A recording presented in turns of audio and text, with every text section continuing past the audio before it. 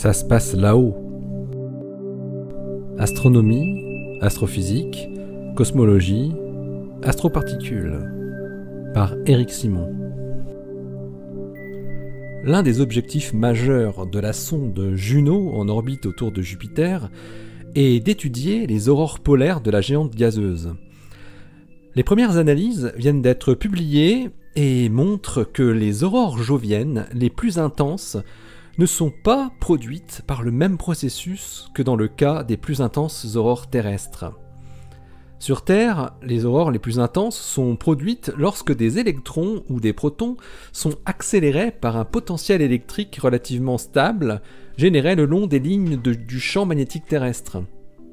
Ces particules chargées, fortement accélérées, viennent ioniser les molécules de la haute atmosphère, produisant ces volutes colorées si impressionnantes, après des excitations et réémissions dans les longueurs d'onde visibles.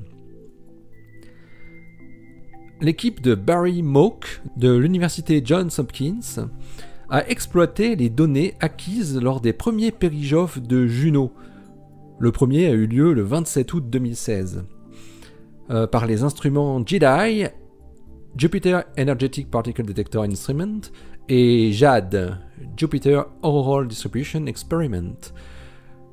Les résultats qu'il publie cette semaine dans la revue Nature indiquent que pour les petites aurores de Jupiter, les processus en œuvre sont assez similaires à ceux observés pour les intenses aurores sur Terre, quoique avec un potentiel électrique beaucoup plus important, qui peut atteindre 400 kV, 30 fois plus que sur Terre.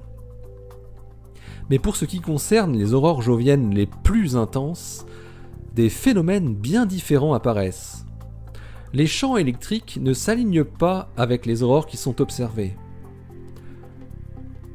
Les chercheurs américains ont conclu que les aurores les plus intenses ne doivent pas être produites simplement par l'apparition d'un potentiel électrique le long des lignes de champs magnétiques. Ce que montrent en fait les données de Juno, dans ces mesures du champ magnétique de Jupiter, c'est que ce dernier est très instable et il peut alors engendrer des potentiels électriques turbulents et oscillants à la manière de grandes vagues, des ondes de Alfvén. Or, de telles variations rapides du potentiel électrique génèrent aussitôt une accélération ou une succession d'accélérations sur les électrons, pouvant facilement les porter à des énergies élevées et être à l'origine de ces aurores les plus intenses. On parle alors d'accélération à large bande.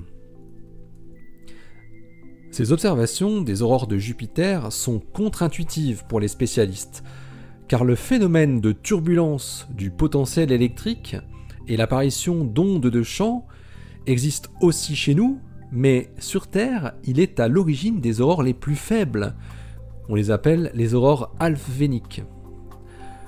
Les processus en jeu paraissent ainsi inversés entre la Terre et Jupiter. Le processus qui produit les aurores les plus faibles sur Terre produit les aurores les plus intenses sur Jupiter, et inversement. Ce qui intrigue Barry Moak et ses collègues, c'est la phase de transition entre les deux régimes qui coexistent sur Jupiter.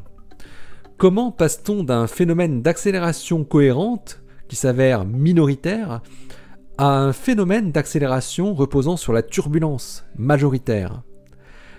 Les auteurs évoquent la possibilité que les aurores joviennes débutent toutes dans le mode cohérent, avec une accélération discrète, mais que très vite, quand les courants deviennent forts, ils induiraient des instabilités électromagnétiques qui conduisent aux phénomènes stochastiques et donc aux oscillations de potentiel observées, et donc, au final, à des accélérations à large bande.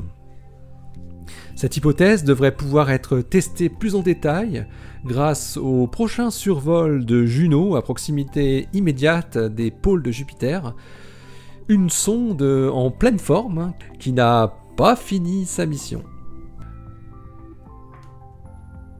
L'article de Barry Moak et ses collaborateurs est paru aujourd'hui dans Nature, le numéro 549, donc en date du 7 septembre 2017.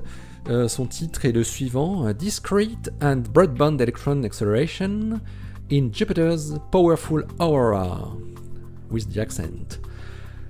Vous retrouvez le lien de cet article sur le blog Ça se passe là-haut, toujours sur le www.ça-se-passe-là-haut.fr.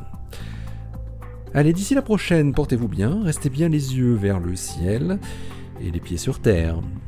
Salut!